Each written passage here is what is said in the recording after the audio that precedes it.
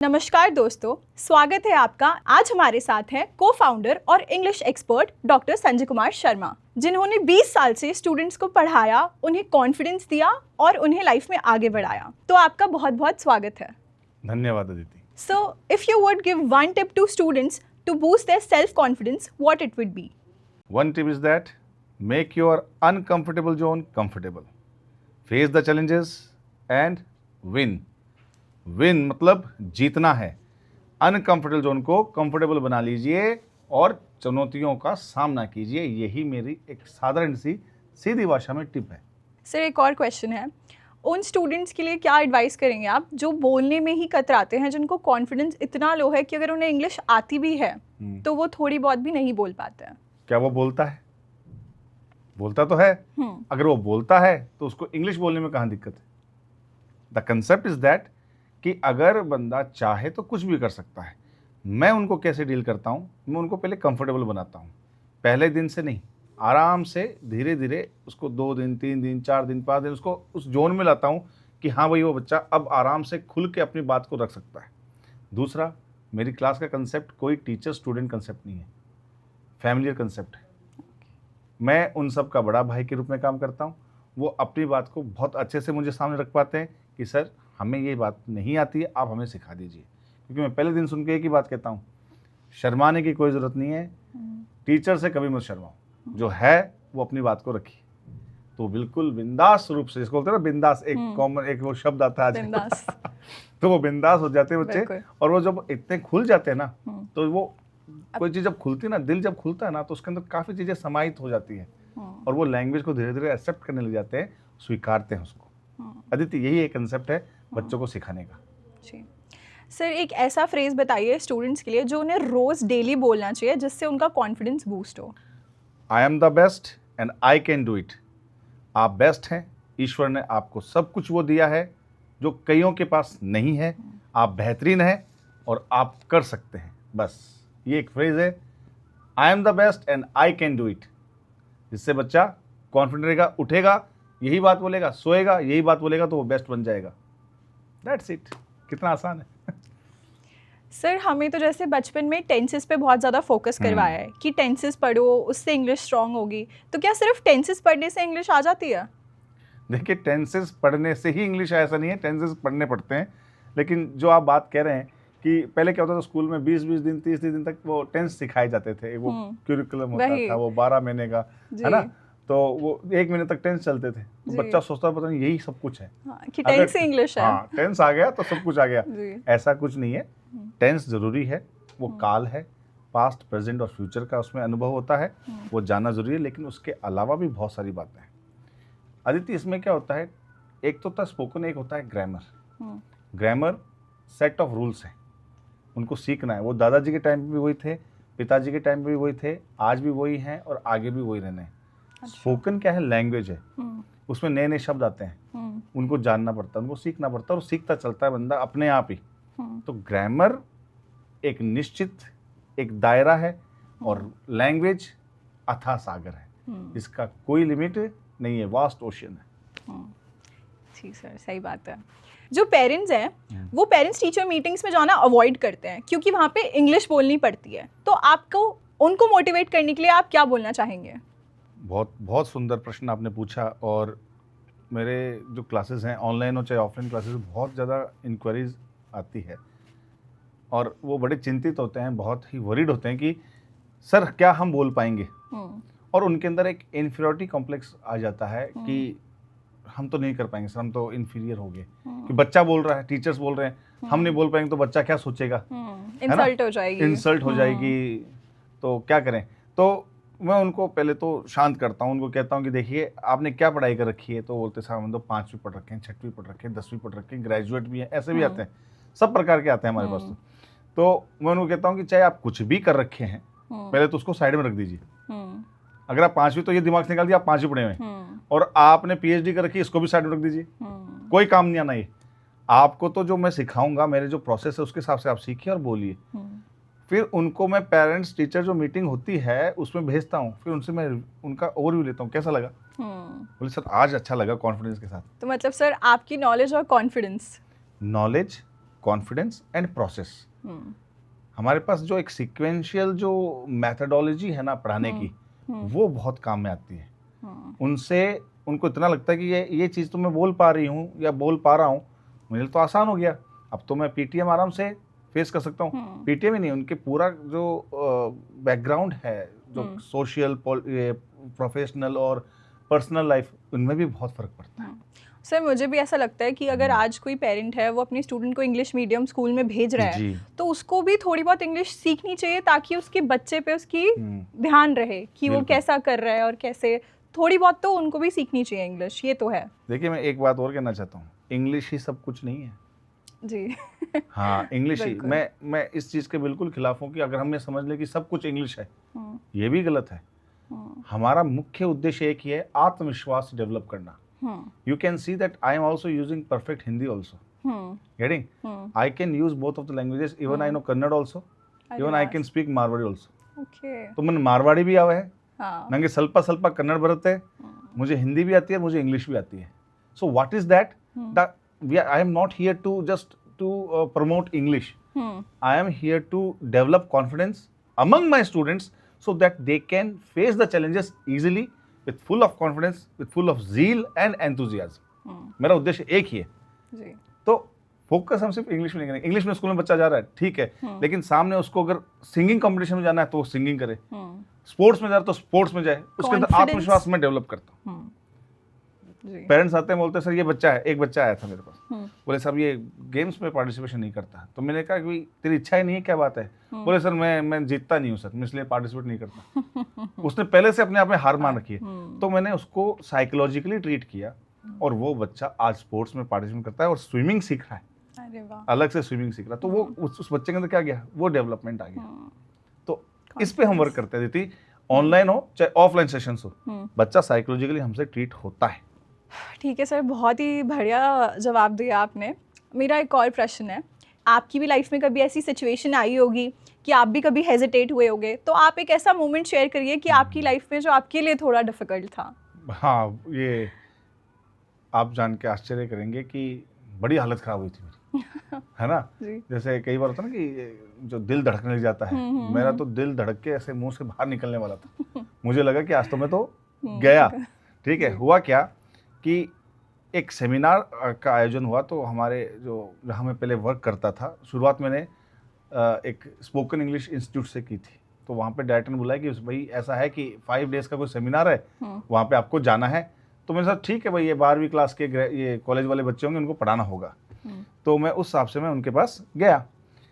तो वहाँ जब मैं गया, जिस भी संस्था में मैं वहाँ गया, तो वहाँ पे मुझे पता चला कि यहाँ पे तो 135 इंग्लिश के टीचर्स आ रखे हैं जिनको आपको इंग्लिश पढ़ानी है।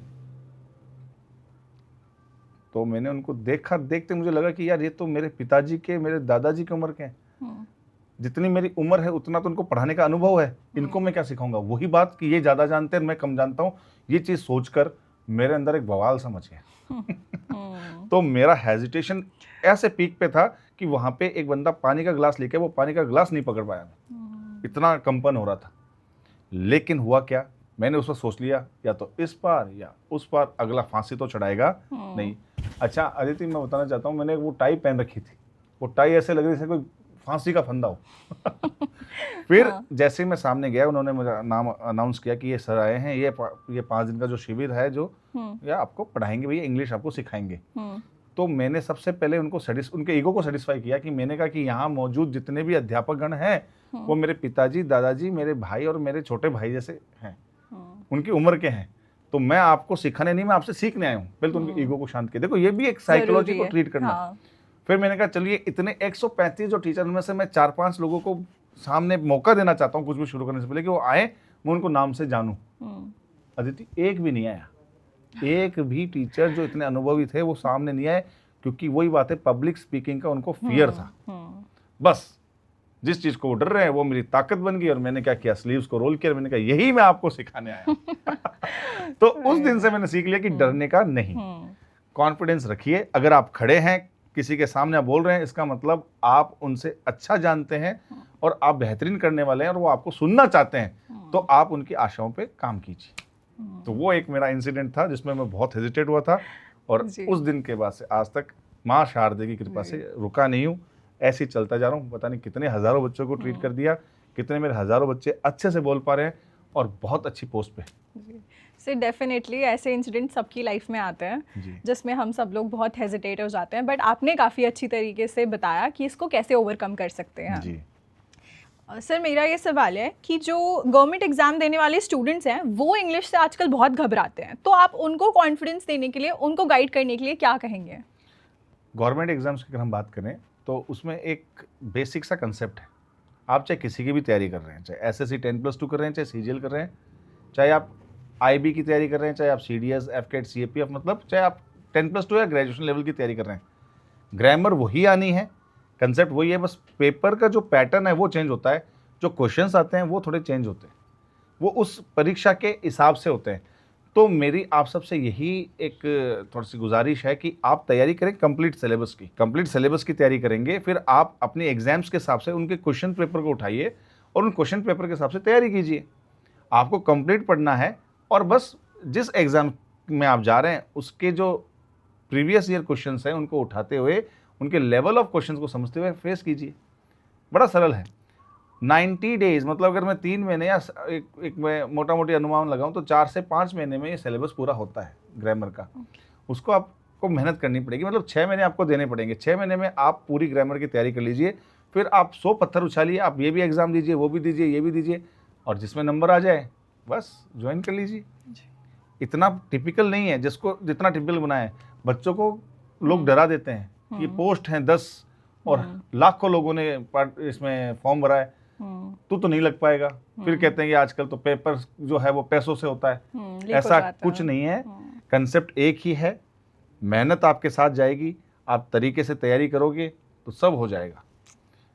अदिति, लास्ट जो मेरा बैच चला था ग्रामर का, मैं कंप्लीट ग्रामर चलाता हूँ और फिर बच्चों से पूछ लेता हूँ कि क्या क्या आपके कौन कौन से एग्जाम्स की आप तैयारी कर रहे हैं, फिर उनके हिसाब से उनके अलग अलग टेस्ट लेता हूँ। तो लास्ट लगभग 70 बच्चे थे मेरी क्लास में और लगभग 25 से 30 बच्चों का सिलेक्शन हो गया। अरे वाह सर। 25 to 30 स्टूडेंट्स का सिलेक्शन हुआ है। एग्जैक्ट नंबर मेरे पास पूरे नहीं, मेरे पास इतने ही नंबर आए, बाकियों ने फिर वो क्या है कि लगने के बाद वो थोड़े भूल जाते हैं, वो या हवा में उड़ जाते हैं तो वो रिप्लाई नहीं आया, लेकिन 25 से 30 बच्चों के पास रिप्लाई आया कि उनका सिलेक्शन हो गया। तो बस कंसेप्ट है, उसके हिसाब से चलना है। ठीक है सर, बहुत ही आपने सही गाइडेंस दी उन बच्चों के लिए। एक और प्रश्न है मेरा कि जो बच्चे बहुत ही छोटी विलेजेस से आते हैं या फिर छोटे स्कूल्स में गए होते हैं जहाँ पे इंग्लिश पे इतना फोकस नहीं किया जाता है, तो उनके अंदर एक डर बैठ जाता है कि हमें तो कभी बचपन से सिखाई नहीं गई है इंग्लिश, तो क्या वो लोग भी, बच्चे, इंग्लिश सीख सकते हैं? बिल्कुल, सब सीख सकते हैं। वो तो स्कूल गोइंग जो स्टूडेंट्स की बात कर रहे हो, मैं तो कह रहा हूँ जो स्कूल गोइंग नहीं है वो भी सीख सकता है। कोई उम्र नहीं है, कोई उम्र नहीं है, कोई बैरियर नहीं है, कोई रिक्वायरमेंट नहीं है ऐसी कि आपके पास ये चीज़ होनी चाहिए जब आप इंग्लिश सीखेंगे, तो कोई भी बच्चा सीख सकता है।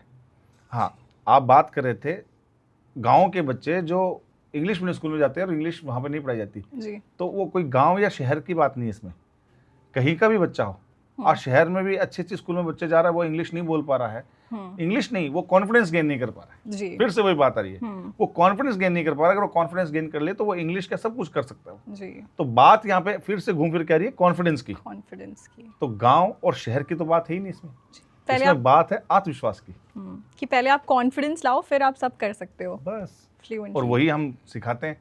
पहले कई 20 से 30 सेशन हमारे इसी पे होते हैं कॉन्फिडेंस के लिए जी। और बच्चे में आत्मविश्वास आता है, बच्चा ही खुद ही सीखता है।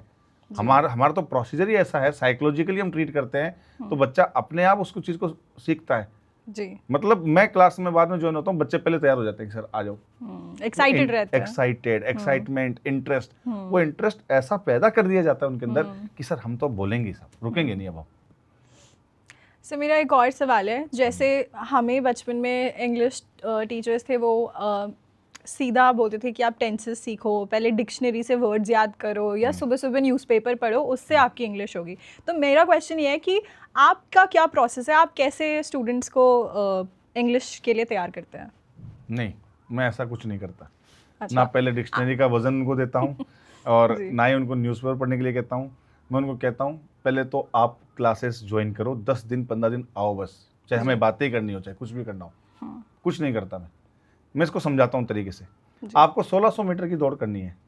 आप पहले दिन 1600 मीटर दौड़ोगे तो अगले दिन दौड़ने लायक नहीं रहोगे आप बहाना कर दो कि मेरे पेट में दर्द हो रहा है, मेरे तो शरीर में क्रैम्प चल रहे हैं, मैं तो नहीं जाऊं। मैं पहले ये कहता हूं कि पहले 5 बजे उठने की हिम्मत तो करो। जो बंदा 10 बजे उठ रहा है, 9 बजे उठ रहा है, 8 बजे उठ रहा है, तो उसको 5 बजे उठना चाहिए। 5 से 7 दिन, 10 दिन। छोटे छोटे टारगेट, बड़े टारगेट कब अचीव हो जाते हैं पता ही नहीं चलता।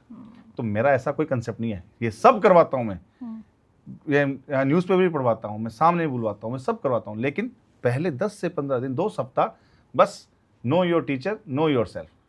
अपने टीचर को जानो, अपने प्रोफेसर को जानो और अपने आप को जानो। उसी में पता नहीं कितनी बातें वो सीख जाते हैं। वो सब एक साइकोलॉजिकल कंसेप्ट जी। सर बहुत ही अच्छा लगा मुझे आपसे बात करके। मुझे खुद को भी ऐसा लग रहा है काफ़ी कॉन्फिडेंस आ गया आपसे बात करके। Thank you so much doctor Sanjay ji for your amazing guidance. Students remember, confidence, consistency are the key to success. Okay, thank you sir, बहुत अच्छा लगा आपसे मिलके। जय हिंद। नमस्कार, जय हिंद, जय भारत। जय भारत।